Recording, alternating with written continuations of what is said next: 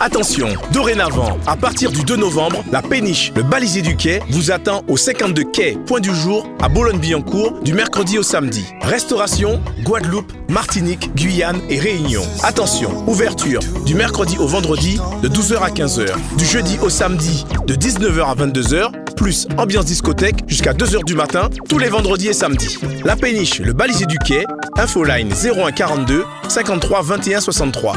01 42 53 21 63. Guadeloupe, actualité.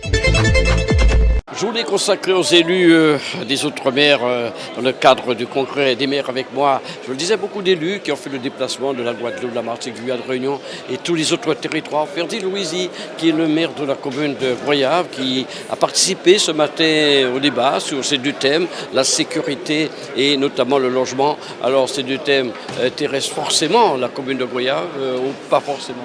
Oui, nous sommes première loge, comme la plupart des communes d'outre-mer, à la fois sur l'insécurité, mais aussi sur la problématique de logement. Et puis on en a parlé aussi maintenant par rapport à tous ces problèmes liés aux catastrophes naturelles et qui touchent directement l'habitat, à savoir quel type d'habitat, quel type d'aménagement. Mais ce qui est important de remarquer, c'est un petit peu le sentiment qui prévaut sur l'ensemble de l'outre-mer, où on a l'impression que l'État ne s'intéresse pas suffisamment aux problématiques et ne met pas suffisamment de moyens sur l'insécurité en Outre-mer et sur la problématique de logement. Donc on a encore du pain sur la planche et je crois que l'impression générale qui ressort aujourd'hui, c'est que les ultramarins doivent se prendre en main eux-mêmes. Les oubliés Moi je ne parle même plus d'oublier, je ne m'occupe même plus de l'État. Je me dis qu'il faut qu'on travaille par nous-mêmes et que nous soyons solidaires au niveau de la Guadeloupe, mais aussi solidaires entre tous les territoires d'outre-mer pour que nous puissions vraiment avancer. J'ai vu des élus très émus ce matin lorsque les interventions sous Mayotte sont passées en parlant de machettes. C'est grave, ces situations. On a du mal à la comprendre. On a du mal à imaginer que sur un territoire de la République, une République comme celle de la France, on puisse arriver à de telles exactions. Mais nous les vivons aussi avec le problème des armes à feu en Guadeloupe. Donc il y a une forte criminalité, une très forte délinquance.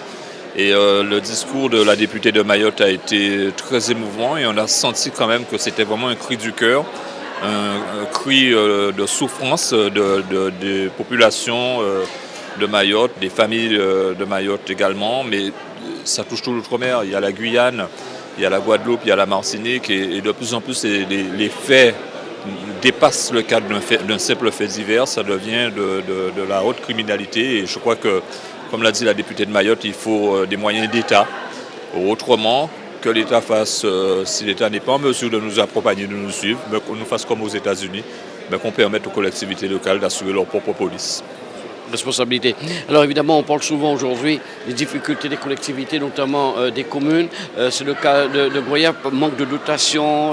Comment ça se passe à Broyave? On a suggéré depuis plusieurs années, lorsqu'on a vu que petit à petit l'État se désengageait, donc la commune de Broyave a mis en place un système de gestion qui lui permet aujourd'hui d'avoir la tête hors de l'eau et donc d'avoir une fiscalité maîtrisée, d'avoir un plan pluriannuel d'investissement et d'avoir une dynamique sur le territoire avec un rattrapage de tous les équipements, qu'ils soient éducatifs, culturels, sportifs. On y va progressivement en fonction de nos moyens, en faisant bien évidemment une ingénierie financière au niveau des subventions européennes, au niveau des subventions des collectivités comme la région, le département ou éventuellement l'intercommunalité.